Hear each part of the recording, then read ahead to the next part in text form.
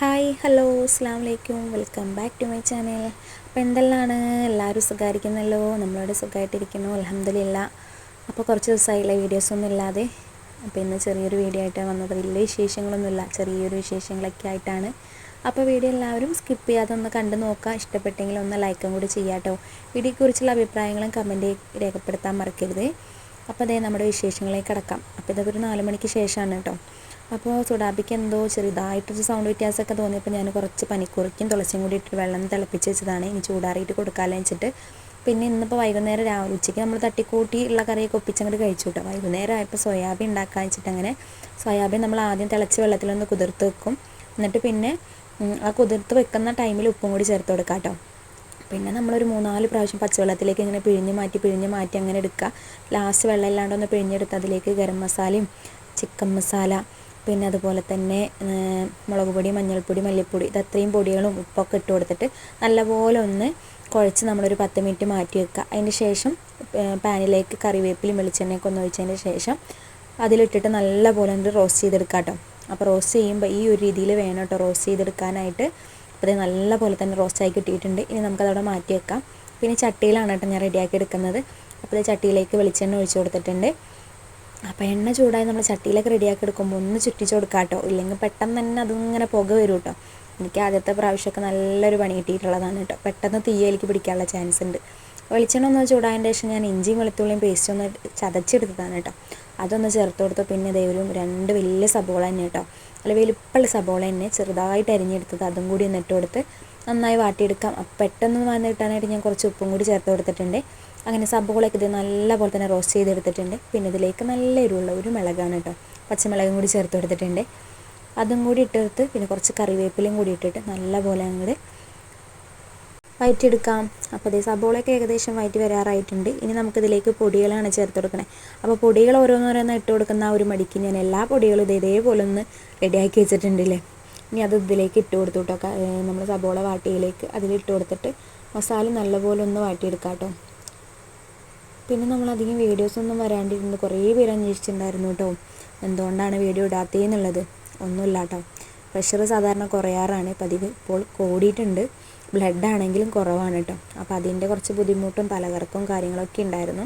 അതുകൊണ്ടാണ് കേട്ടോ ഡെയിലി വീഡിയോസൊന്നും ഇല്ലാണ്ട് ഇടണം എന്ന ആഗ്രഹമൊക്കെ ഉണ്ട് കേട്ടോ. എന്നാലും നമ്മളെ കാണാണ്ടാകുമ്പോൾ കുറേ പേര് ചോദിക്കുന്നൊക്കെ ഉണ്ടല്ലോ, ഒരുപാട് സന്തോഷമുണ്ട് കേട്ടോ. പിന്നെ നമ്മളിതേ സബോളയൊക്കെ മസാലയൊക്കെ ഒന്ന് വാട്ടിയതിന് ശേഷം ഒരു തക്കാളിയും കൂടി ഇട്ട് ചേർത്ത് നല്ലോണം ഒന്ന് വാട്ടിയെടുത്ത് പിന്നെ അതിലേക്ക് കുറച്ച് വെളിച്ചെണ്ണയല്ല വെള്ളം കൂടി ഒഴിച്ച് കൊടുത്തിട്ടുണ്ട് കേട്ടോ. അപ്പോൾ ഇനി നമുക്കൊന്ന് അടച്ച് വെച്ചിട്ട് തക്കാളിയൊക്കെ ഒന്ന് വെന്ത് വരട്ടെ. അങ്ങനെ ഇതേ നല്ലപോലെ തന്നെ കറിയൊക്കെ ഒന്ന് കുറുകി വന്നിട്ടുണ്ട്. നമ്മളിത് റോസ്റ്റ് ആക്കിയിട്ടാണ് എടുക്കുന്നത്. അപ്പോൾ അതിലേക്ക് അധികം വെള്ളമൊന്നും ചേർക്കുന്നില്ല കേട്ടോ. പിന്നെ നമുക്കിതിലേക്ക് നമ്മൾ നേരത്തെ റോസ്റ്റ് ചെയ്ത് വെച്ചിട്ടുണ്ടായിരുന്ന സോയാബീൻ ഇല്ലേ, അതൊന്ന് ചേർത്ത് കൊടുക്കാം. ഇതുപോലെ നമ്മൾ കറി റെഡിയാക്കി എടുക്കുകയാണെന്നുണ്ടെങ്കിൽ ശരിക്കും ബീഫ് കറി കൂടുന്ന ആ ഒരു ടേസ്റ്റ് തന്നെയാണ് കേട്ടോ. അപ്പോൾ ഇതുപോലെ ഒന്ന് ട്രൈ ചെയ്ത് നോക്കാത്തവരൊന്ന് ട്രൈ ചെയ്യണം, മസ്റ്റ് നല്ല അടിപൊളി സംഭവമാണ്. പിന്നെ ഞാൻ അതിലേക്ക് മസാലപ്പൊടികൾ ഞാൻ വിട്ടുപോയിട്ടുണ്ടായിരുന്നു പറയാനായിട്ട്. ഇതിലേക്ക് പെരുംജീരകം, മീറ്റ് മസാല, പിന്നെ ഗരം മസാല, മല്ലിപ്പൊടി, മുളക് പൊടി, മഞ്ഞൾപ്പൊടിയൊക്കെയാണ് കേട്ടോ ഞാൻ ചേർത്ത് കൊടുത്തിട്ടുള്ളത്. അങ്ങനെ കറിയൊക്കെ ഒന്ന് സെറ്റായി ഇനി ഒന്ന് ആ മസാലയൊക്കെ ഒന്ന് സോയാബീനിലേക്ക് പിടിക്കാൻ വേണ്ടിയിട്ട് ഒന്ന് അടച്ച് വെച്ചിട്ടുണ്ട്. പിന്നെ അത് കുറച്ച് മല്ലിയിലയും കൂടി മുകളിലിട്ട് കൊടുക്കുന്നുണ്ട്. ഇനി നമ്മൾ ലാസ്റ്റായിട്ട് ഇതിലേക്ക് ചേർത്ത് കൊടുക്കാൻ പോകുന്നത് കുറച്ച് കുരുമുളക് പൊടിയും കൂടി ചേർത്ത് കൊടുക്കുന്നുണ്ട് കേട്ടോ. അപ്പോൾ നമ്മുടെ ബീഫ് കറിയുടെ ടേസ്റ്റിലുള്ള സോയാബീൻ കറി ഇവിടെ സെറ്റായിട്ടുണ്ട്. ഇനി നമുക്ക് ഒന്നും കൂടി വറ്റിച്ചെടുക്കണമെന്നുണ്ടെങ്കിൽ ഒന്നും കൂടി വറ്റിച്ചെടുക്കാം കേട്ടോ. അപ്പോൾ കറിയൊക്കെ എന്തായാലും സെറ്റായിട്ടുണ്ടെങ്കിൽ ഞാൻ ഇതിലേക്ക് കുറച്ച് കുരുമുളക് പൊടിയാണ് കേട്ടോ, നമ്മൾ വീട്ടിൽ പൊടിച്ചെടുത്തിട്ടുള്ള കുരുമുളക് പൊടി തന്നെയാണ് കേട്ടോ, അതും കൂടി ചേർത്ത് കൊടുക്കുന്നുണ്ട്. ഇനി നമുക്ക് ഇതങ്ങോട്ട് മാറ്റി വെക്കാം.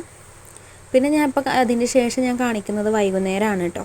അപ്പോൾ അധിക വിശേഷങ്ങളൊന്നും ഇല്ലാത്ത കാരണം തട്ടിക്കൂട്ടി ഒരു വീഡിയോ ഒപ്പിച്ചതാണ് കേട്ടോ. പിന്നെ പ്രത്യേകിച്ച് പറയാലോ, ഈ വീഡിയോ ഇന്നലത്തെയൊന്നും അല്ല കേട്ടോ, മിനിഞ്ഞാന്നത്താണോ ചോദിച്ചാൽ മിനിഞ്ഞാന്നത്തതല്ല, ഒരാഴ്ച മുമ്പുള്ളൊരു വീഡിയോ ആണ് കേട്ടോ.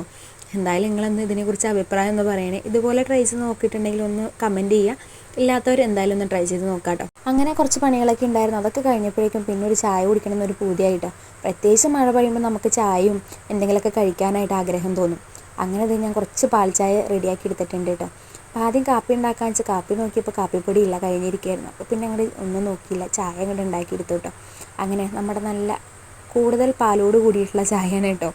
അങ്ങനെയൊന്നും ഞാൻ തയ്യാറാക്കാറില്ല കേട്ടോ, വെള്ളം തന്നെയാണ് കൂടുതൽ ചെയ്യാറ്.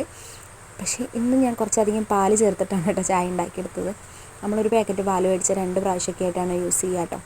അങ്ങനെ നമ്മുടെ പാൽച്ചായ ഇവിടെ റെഡി ആയിട്ടുണ്ട്. പിന്നെ അതിൻ്റെ കൂടെ ഞാൻ ഉണ്ടാക്കിയിട്ടുള്ളത് കിണ്ണത്തപ്പാണ് കേട്ടോ. നമ്മുടെ അമൃതം പൊടിയുടെ കിണ്ണത്തപ്പാണ്. അപ്പോൾ അതിൽ പ്രത്യേകിച്ചൊന്നുമില്ല കേട്ടോ. നമ്മൾ നാളികേരപ്പാലുണ്ടെങ്കിൽ നാളികേരപ്പാൽ ചേർത്ത് ഉണ്ടാക്കാം. ഇല്ലാന്നുണ്ടെങ്കിൽ വെറും പച്ചവെള്ളത്തിൽ നമ്മൾ കുറച്ച് പഞ്ചസാര ഇട്ട് കൊടുത്താൽ മതി. നമ്മുടെ ഈ അമൃതം പൊടി ഇട്ടിട്ട് കുറച്ച് മധുരം പേരിന് മാത്രം കേട്ടോ. നമ്മൾ പൊടിയിലേക്ക് വെള്ളം ഒഴിക്കുമ്പം മധുരമൊന്ന് കുറയുമല്ലോ, അതിന് വേണ്ടിയിട്ടാണ്. പിന്നെ ആവശ്യത്തിന് മധുരം ഒന്ന് ബാലൻസ് ചെയ്യാൻ കുറച്ച് ഉപ്പും കൂടി ഇട്ട് കൊടുത്തിട്ട് അങ്ങോട്ട് നല്ലോണം അങ്ങോട്ട് കലക്കുക. പിന്നെ അപ്പച്ചെമ്പിൽ തട്ട് വെച്ച് കൊടുക്കുക, കുറച്ച് നെയ്യും കൂടി പരട്ടി കൊടുത്ത് ഇത് അങ്ങോട്ട് ഒഴിച്ച് കൊടുത്തിട്ടുണ്ടെങ്കിൽ ആവിയും വെച്ച് വേവിച്ചെടുത്ത് നമ്മുടെ കിണ്ണത്തപ്പ റെഡിയാണ് കേട്ടോ. അപ്പോൾ നമ്മുടെ കിണ്ണത്തപ്പ ഒരു തട്ട് ഞാൻ മുറിച്ചെടുത്തിട്ടുണ്ട്, വേറൊരു തട്ട് അവിടെ മാറ്റി വെച്ചിട്ടുണ്ട് കേട്ടോ. അപ്പോൾ എന്തായാലും നമുക്ക് ചായ കുടിച്ചിട്ട് ബാക്കി പരിപാടി തുടങ്ങാമല്ലോ വെച്ചിട്ടോ. ബാക്കി പരിപാടി എന്താ, നമുക്ക് തുണി മടക്കുക, അടിച്ചു വാരുക, ഇതൊക്കെയാണ് നമ്മുടെ ഡെയിലി പണികളെന്ന് പറയാമല്ലേ. എന്നും നമുക്കിതൊക്കെ തന്നെ പണിയുള്ളൂ, വേറെ പ്രത്യേകിച്ച് പണിയും കാര്യങ്ങളൊന്നും ഇല്ല കേട്ടോ. പിന്നെ നമ്മുടെ വീഡിയോയിലും ഉൾക്കൊള്ളിക്കാനായിട്ട് പ്രത്യേകിച്ച് കാര്യങ്ങളൊന്നുമില്ല. പിന്നെ വയ്യായൊക്കെ കാരണം കൊണ്ടാണ് വീഡിയോസൊന്നും ഇല്ലാണ്ടായി പോയത് കേട്ടോ. എന്നാലും ഈ വീഡിയോ കാണുന്നവരൊന്ന് സപ്പോർട്ട് ചെയ്യുക കേട്ടോ. ഇഷ്ടപ്പെട്ടെങ്കിൽ ലൈക്ക് ചെയ്യാനും കമൻറ്റ് ചെയ്യാനും ഒന്നും കൂടി പറയുകയാണ്. അപ്പോൾ ഇൻഷാ അല്ലാഹ് അടുത്ത ദിവസം നല്ലൊരു വീഡിയോ ആയിട്ട് വരാം. ടാറ്റാ ബൈ ബൈ, അസ്സലാമു അലൈക്കും.